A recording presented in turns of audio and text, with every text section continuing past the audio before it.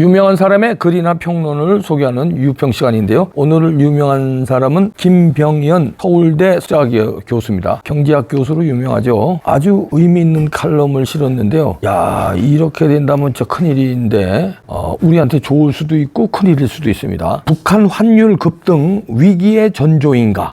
이런 얘기인데요. 경제학적으로 날카롭게 지금 진단을 했습니다. 일단 그대로 읽어드립니다. 연초 달러당 8,000원대 초반이었던 북한의 시장 환율이 8월 초 15,000원을 기록한 것으로 복수의 전문 매체가 보도했다. 올해 들어 환율이 80% 가까이 급등한 것이다. 쌀과 휘발유 가격은 각각 18%, 46% 올라 아직 환율 상승폭에 미치지는 못한다. 그러나 환율이 시차를 두고 물가에 반영될 가능성을 고려하면 환율 급등은 물가 폭등의 전조일 수 있다. 작년 말 북한 주민소득은 2016년에 비해 절반으로 감소한 것으로 판단된다. 만약 명목소득이 오르지 않고 물가만 2배로 뛴다면 올해 주민의 실질 소득은 2016년의 4분의 1 수준으로 급락한다. 경제는 김정은의 기대와 반대로 흐르고 있다. 올해는 그에게 2017년 이후 최고의 해가 될 수 있었다. 작년에 농업 작황도 괜찮았던 데다가 코로나가 끝나 무역이 재개되고 러시아로부터의 경제적 지원도 가능해졌다. 그러다 환율이라는 복병을 만났다.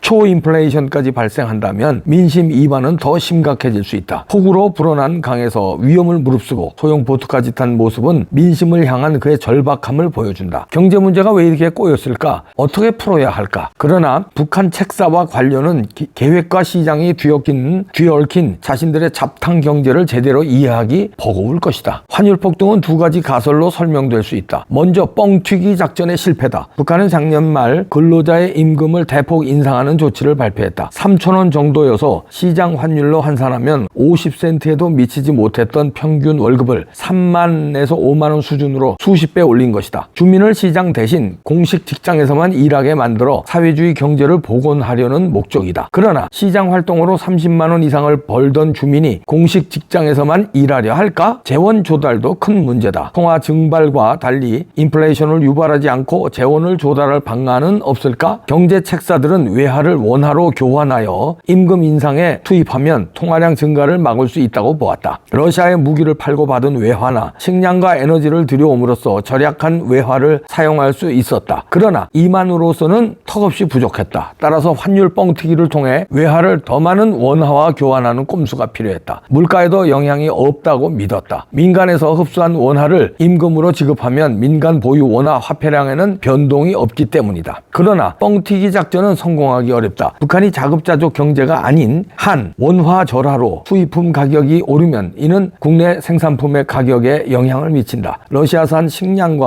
석유를 싼 가격으로 공급함으로써 물가 상승을 어느 정도 막을 수는 있다. 그러나 공식 가격보다 시장 가격이 높은 상황에서 식량과 석유의 상당량은 정부 판매 경로에서 빼돌려져 시장에 팔릴 것이다. 더욱이 전쟁이 끝나 러시아의 경제 지원마저 중단된다면 그동안 억눌렸던 물가가 폭등할 것이다. 가장 큰 문제는 외화가 계속 들어와야 이 작전이 돌아간다는 점이다. 외화가 있어야 원화와 교환에 물가 중립적 퀘스천마크로 근로자의 높아진 임금을 지급할 수 있다. 그러나 북한의 외환 보유고는 감소하고 있다. 전쟁이 종결되면 추가적인 외화 수입도 사라진다. 외환이 바닥나 필수적인 재화의 수입이 어려워지면 경제뿐 아니라 국가 기능마저 중단된다. 결국 이 작전은 지속될 수 없다. 환율 폭등이 정권의 의도치 않는 실수라는 가설도 가능하다. 2013년 이후 작년 말까지 달러당 시장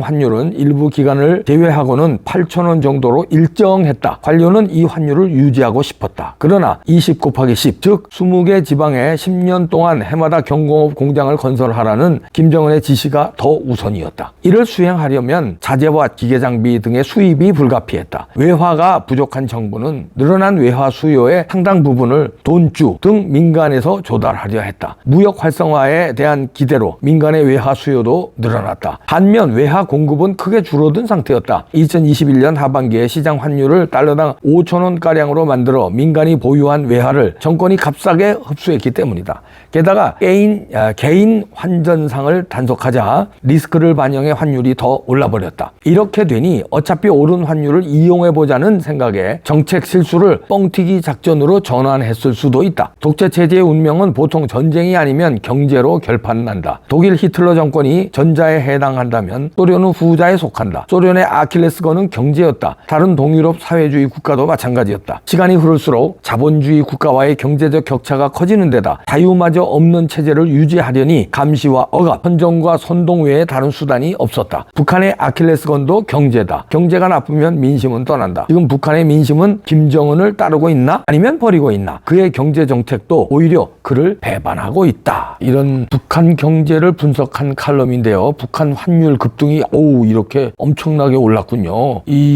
우리가 환율 하면은 북한 환율은 신경 안 쓰잖아요. 달러당 환율, 그다음에 중국 환율, 일본 환율 이 정도 신경 쓰지 북한 환율 신경 안 쓰거든요. 왜냐하면 북한은 공산주의 국가고 뭐 북한에 크게 환율이 중요할까? 어차피 국가에서 통제하고 있는데. 그러나 천만의 말씀입니다. 왜냐하면요, 북한도 자급자족을 하면 그런 게 크게 영향을 안 받을 수도 있어요. 뭐 자기네들이 마음대로 하고 뭐 통제할 수 있다고 봐요. 근데 자급자족이 아니잖아요. 다시 말해서 외국으로부터 물자를 사야 돼요. 살려면 북한 원화를 주고 사요? 아니잖아요. 달러를 주고 사야 되죠. 그러니까 환율이 영향을 미친다는 거예요. 사는 것도 외국에서 들어오는 것도 달러 영향을 미치고 파는 것도 달러에 영향을 미치기 때문에 결국은 북한은 그러니까 환율에 영향을 받을 수밖에 없다. 그래서 이 사회주의 국가들이 그런 걸 무시하고 이렇게 자기네들이 막 통제하는 경제를 운영하다 보니까 나중에는 이제 망해서 정권이 붕괴되고 국가가 폭망으로 가는 거 아닙니까? 자기네들이 다 컨트롤할 수 있다고. 왜냐면 자유시장 경제는 시장이 컨트롤하니까 정부가 큰 역할을 못해요. 근데 독재 국가나 이 공산주의 국가는 자기네들이 배급공제로 자기네들이 통제할 수 있다고 믿고 환율을 신경 안 쓰다가 결국은 나중에는 물값등으로 망하는 거예요. 지금 환율이 북한이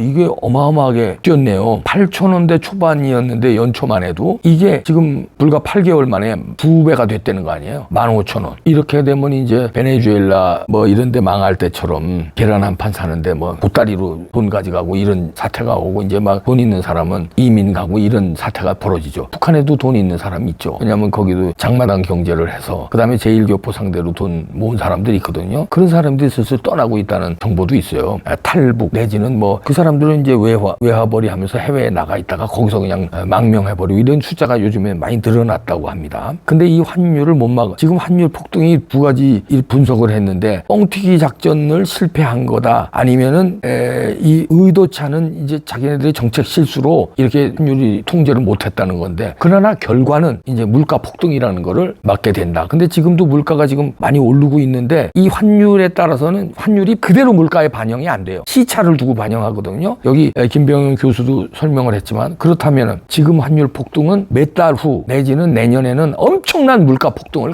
동반한다. 그러면 가뜩이나 북한은 물자가 부족한 나라 아니에요? 그러니까 먹고 살아야 되는데 먹을 게 부족한데 간신히 먹었는데 이거를 못 먹게 되는 상황이 온다 이거죠. 그렇게 되면은 민심 위반이 어떻게 될 것이냐. 공산주의 국가나 독재 국가는 두 가지로 망하는데 전쟁으로 망하거나 아니면 경제로 망하는데 전쟁은 벌일 수가 없어요. 북한이 김정은이 잘 알아요. 전쟁을 벌이는 순간 미국의 그 엄청난 화력 그다음 미국만 도와주는 게 아닙니다. 우리 우방국들이 이미 다 결성이 돼 있어서 북한이 만약에 전쟁을 일으키면 그냥 쑥대밭대요.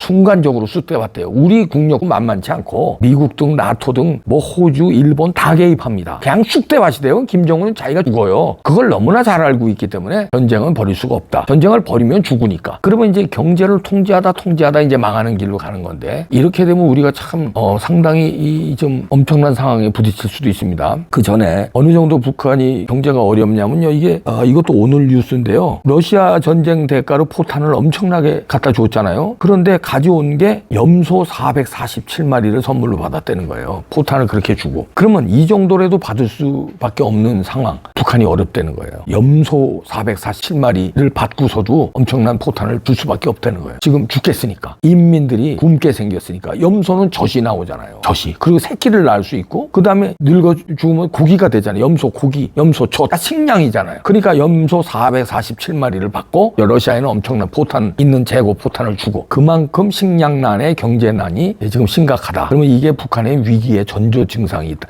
모든 현상은 전조 증상이 있거든요. 무슨 현상이 나온 다음에 그 다음에 본격적인 결과가 나오는데 이 환율 폭등이 그 다음에 몇 달 후에 물가 엄청난 폭등이 나오고 그 다음에 인민들의 공기 내지는 김정은 정권이 몰락을 하는 그런 최악의 시나리오도 가능해 보이죠. 영원한 건 없어요. 패권국도 영원하지 않는데 북한처럼 이렇게 경제가 개판인 국가가 어떻게 영원합니까? 틀어지는 것도 한계가 있어. 70년, 80년을 틀어줬는데 지금까지는 부자가 3년 간다고 어떻게든지 우격다짐으로 간 거예요. 근데 이제 바닥이 나면은 아무리 북한이 쥐어짜는 것도 뭐 쥐어짜도 마른 수건 쥐어짜도 뭐 나올 게 없는데 그러면 민심 위반이 2반 정도가 아니라 폭동으로 갈 수 있다. 엄청 그래서 지금 그 수해 때 보세요. 그 위험한 배 타고 김정은이가 민심 뭐 달래려고 그 쇼를 벌인 거 아닙니까? 지금 급했다는 거예요. 그래서 북한이 만약에 민심 폭동이 일어날 때를 우리가 대비해야 돼요. 그러면 우리가 좋을 거겠죠. 중국이 바로 북한을 접수하러 들어올 수도 있습니다. 이런 상황을 가정해서 북한이 민심 위반이 일어나서 거기서 주저앉는다. 그럼 우리가 유엔과 함께 국제사회와 함께 한반도 통일로 가는 길을 미리 시나리오를 딱 플랜을 짜야 돼요. 플랜 A, 플랜 B, 플랜 C 이렇게 짜놓고 거기에 잽싸게 신속하게 그 플랜대로 움직여야지 하는 순간 중국이 들어와 버려서 질서 유지를 해서 우리가 들어와야 됩니다 하고 일단 실효적 지배를 해놓으면 그 다음엔 전쟁을 벌여서 중국을 쫓아내야 되는데 중국 놈들이 뭐 야 니네 우리 한반도는 우리 고유의 우리 헌법에 나와 있지 우리 부속된 우리 고유의 영토야 니네 나가 그런 말 들을 놈들이에요. 그 놈들이 먹었는데 그러면 전쟁을 벌여야 된다. 그럼 중국과 어떻게 전쟁을 벌여요? 그러니까 중국이 북한의 긴급 상황에 들어오지 못하도록 들어오는 척하면 바로 유엔과 함께 미국과 함께 강하게 나가서 우린 흡수하는 플랜을 세워놔야 된다. 우리만 플랜 세워서 될까요? 이런 상황에 미국과 협조 관계를 미리 플랜을 따놔야 돼요. 지금 북한 상황이 심각하다. 중국이 들어오려고 그럴 때는 미국이 이렇게 해주십시오. 우리는 이렇게 합니다. 그 다음에 나토가 어떻게 개입하고 유엔에서 어떻게 개입하고 이 플랜을 다 짜놔야 됩니다. 그러려면 우리가 정신 차리고 잘 하고 있을까? 윤석열 대통령 체제는 잘할 걸로 믿어요. 근데 이게 또 뭐 탄핵으로 흔들어 버리고요. 이게 이번에 8.15가 그래서 중요합니다. 이 좌파들과 합쳐서 이 한동훈 멤버들이 탄핵안이 올라왔을 때 탄핵 가결을 해버리면은 이게 소용돌이로 들어가요. 그럴 때 북한은 막 어지럽고 그래서 북한이 막 나가 자빠진 때 그냥 중국에서 들어와 버리고 그럼 여긴 또 친중 인사들이 많잖아요. 국힘당에도 친중 인사 많잖아요. 하고 있다 보면 이 큰일 나는 상황이 올 수도 있어요. 근데 위기가 기회라고 반대 상황이 올 수도 있죠. 우리가 플랜을 잘 짜놓고 북한이 어려운 시기에 우리가 잽싸게 빨리 우방국과 함께 유엔과 함께 접수를 해버려서 통일로 가는 통일의 문을 여는 그런 기회로도 잡을 수 있습니다. 독일이 소독이 준비를 많이 했었잖아요. 그때 베를린 장벽 무너졌을 때 바로 통일이 됐던 거예요. 그때 준비를 안 했으면은 거기도 어떻게 됐을지 모르죠. 독일보다 우리 상황은 더 나쁩니다. 네, 잘 준비해야 되겠습니다. 북한이 심상치 않네요, 지금.